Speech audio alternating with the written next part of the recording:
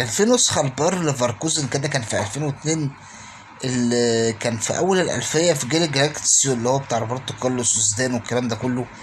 كان مرة اللهم صل على النبي عليه الصلاة والسلام، الريال وصل نهائي دوري الأبطال وقابل فرقة كان في جون باكورد على الطاير كده، زيدان أخدها كده وفي المقص، وده كان مشهور قوي، كان في 2002.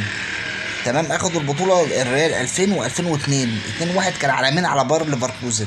دي كانت أحسن سنة ليهم، طلعوا تاني الدوري الألماني وتاني دوري أبطال أوروبا.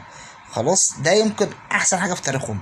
الراجل تشافي الونسو ده جه عمل اعجاز مش انجاز. يعني انت اصلا تاخد الدوري الالماني من البايرن، البايرن هو اصلا سيد الكره الالمانيه، والدوري الالماني ده بالنسبه له يعني ايه، صباح الفل كده، بياخد الدوري وهو ماشي، اخده بفرق نقط، وبيلعب على نهائي كاس المانيا، ووصل نهائي الدوري الاوروبي النهارده بعد فوزه على روما بمجموع اللقاءين الذهاب والعوده 4.